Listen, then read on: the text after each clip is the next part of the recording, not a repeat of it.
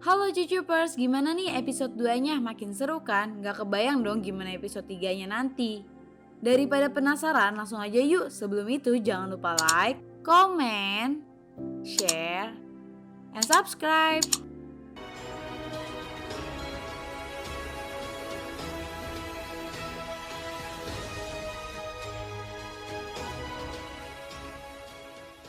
Diperlihatkan awal cerita Yunso bersama keluarganya sedang pergi berlibur.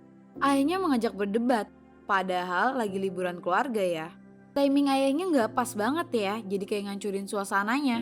Yunso yang tidak terima, dia mengungkapkan isi hatinya kepada keluarganya dan terjadilah kecelakaan. Dia tersadar dan berada di rumah sakit, seketika dia mengingat semua kejadian dan mengira itu semuanya mimpi.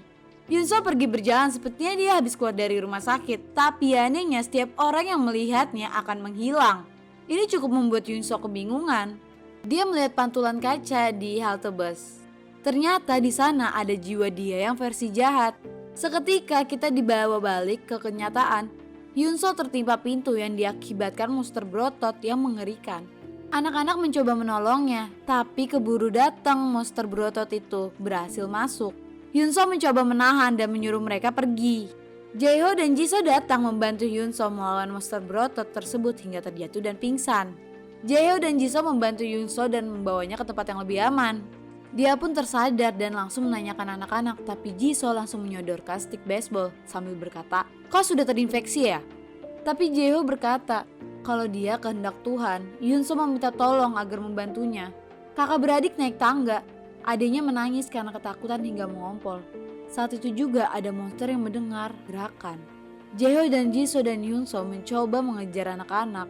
Kakak beradik ini diam-diam menutup mulut. Saat itu juga monster berotot datang yang membuat monster tadi langsung menyerang. Kedua monster bertarung, anak-anak berhasil kabur hingga lantai 15 dan menggedor setiap pintu. Ternyata monster berotot berhasil mengejar. Saat itu juga datanglah seorang ibu. Ikyong berhasil menyalakan listrik. Di sisi lain, Sang-uk memperban lukanya karena tanpa pengobatan lain. Presiden mengumumkan kalau dunia sedang keadaan siaga, tapi saat siaran ternyata presiden terinfeksi yang membuat warga makin panik. Ibu tersebut bilang ke monster, jangan mengganggu anak-anak. Monster berotot tersenyum dan memukul ibu tersebut hingga berkali-kali. Secara tak sengaja, ibu ini pun sadar kalau anaknya telah meninggal. Monster berotot itu pun tersenyum dan sambil memukul ibu itu berkali-kali tanpa belas kasihan. Ya namanya monster, mana ada belas kasihan, ya gak sih? Yungso menyuruh anak-anak untuk berlari ke arah mereka. Saat membalikan badan, ibu itu loncat. Ternyata ibu tersebut sudah terinfeksi dan melawan monster. Jisoo membantu dan menyuruh membawa anak-anak pergi. Yunso pergi sedangkan Jaeho memancing monster berotot menjauh dari mereka. Jisoo berniat membantu ibu tersebut. Sambil ketakutan, saat bangun dia langsung menanyakan anak-anak. Yungso dan anak-anak sampai ke kamar 1408 yang dimana ada kakek tersebut.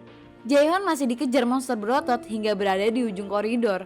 Monster datang, dia pun langsung menghindar yang membuat monster tersebut jatuh ke bawah gedung. Jisoo dan ibu tersebut menuju kamar 1408 tapi terpisah di jalan karena Jisoo ingin mencari Jaehyun.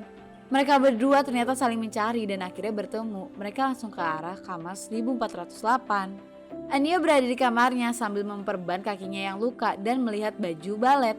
Sepertinya impian dia ingin menjadi balerina. Anehnya dia malah merusak baju itu. Di kamar 1408 mereka semua berkumpul dan makan bersama.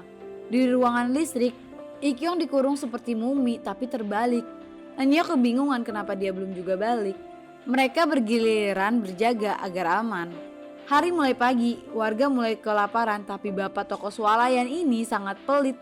Bayangin di situasi seperti ini dia malah egois tidak ingin membagi makanannya. Dia menyuruh kalau ingin makan kalian harus membayar. Tiba-tiba datanglah seseorang yang membawa makanan dan membagikannya. Saat itu juga suara alarm berbunyi, itu terlalu bahaya bisa memancing monster ke gedung. Anyok langsung mencoba mematikan dan ibu pemilik gedung diam-diam masuk ke ruang manajemen. Dan diam-diam membuka pintu untuk putrinya pulang.